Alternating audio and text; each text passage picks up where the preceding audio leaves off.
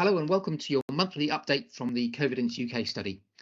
My name is Adrian Martineau. I'm the Chief Investigator based at Queen Mary University of London. And with me today presenting our latest findings is Giulia Vivaldi, the study statistician.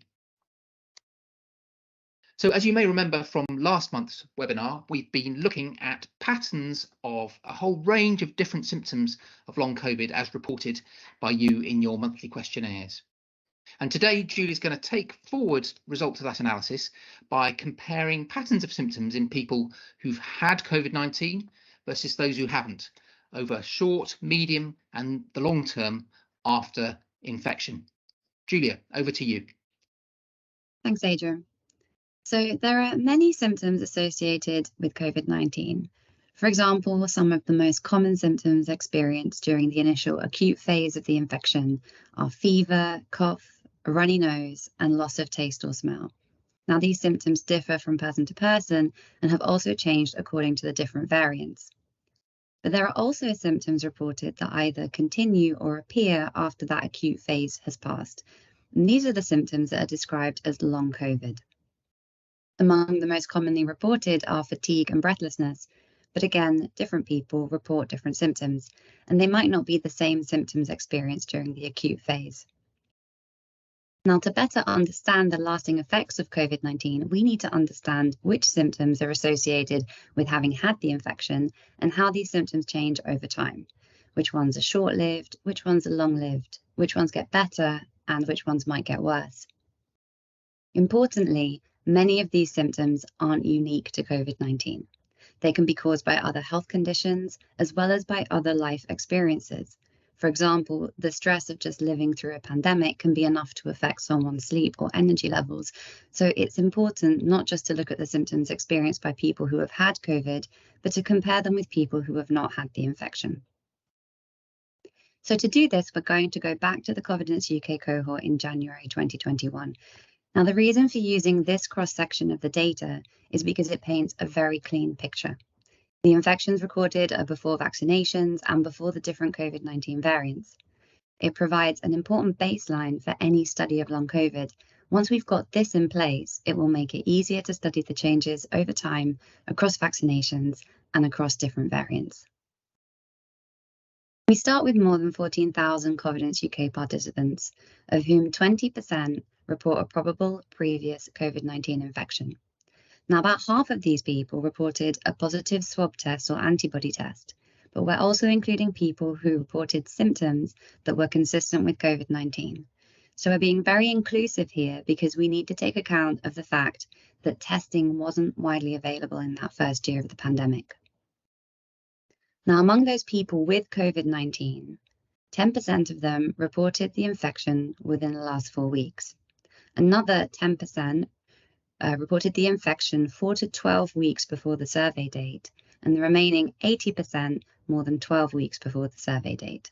And these timings are important because they are used to define the different stages of the infection, with any symptoms ongoing after 4 weeks usually classified as long COVID. In all of these participants, we looked at various symptoms that could potentially indicate long COVID, covering a really wide base of potential issues, such as problems with sleep or concentration, stomach issues, aches and pains, and other responses such as excessive sweating and a racing heart. And when we compared people with and without previous COVID-19, we found a clear difference across all of the symptoms considered.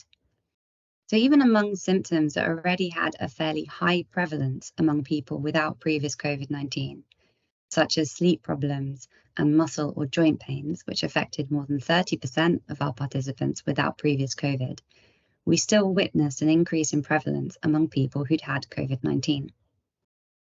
Some of the more notable differences were among breathlessness, fatigue, racing heart, dizziness, sweating, changes to voice, and problems with sense of taste or smell, each of which had more than twice the prevalence among people with previous COVID-19 than among those without.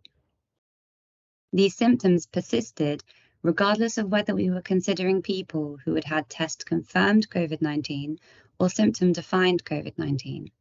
And they also persisted when we only included people who had had COVID-19 more than 12 weeks earlier, so giving them time to recover.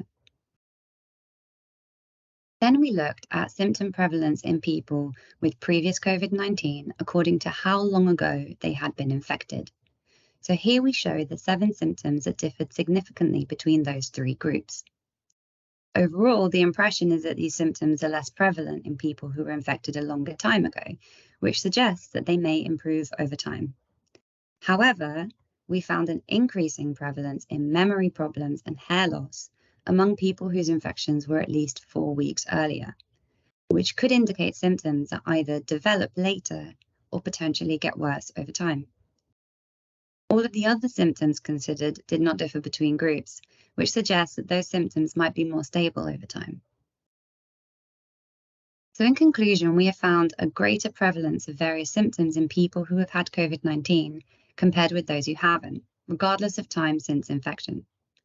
We identified breathlessness, fatigue, unusual racing of the heart, dizziness, excessive sweating, changes to voice, and problems with sense of taste or smell as key post-COVID-19 symptoms, with more than twice the prevalence than in people who had not had COVID-19. While most symptoms seem to remain stable or decrease in prevalence over time, both memory problems and hair loss were more frequent in people who had been infected at least 4 weeks earlier.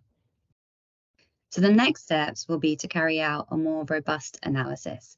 Here we've just looked at prevalence and we haven't considered other factors that could influence any of these symptoms, such as age and sex. We'll also want to look at these potential changes in symptoms over time in individuals. Here we've done a cross-sectional analysis, and it would be interesting to see whether those differences we've found according to time since infection actually translate to an individual experience. And finally, we'll want to see if we can find something similar with more recent data, and whether the symptom prevalence and duration is affected by vaccination or different variants. Well, thank you very much, Giulia, for that very clear presentation. And thanks to all of you for watching and for continuing to fill your questionnaires. We really appreciate your contribution and look forward to catching up with you again next month. From all of us here at COVIDENCE UK, goodbye.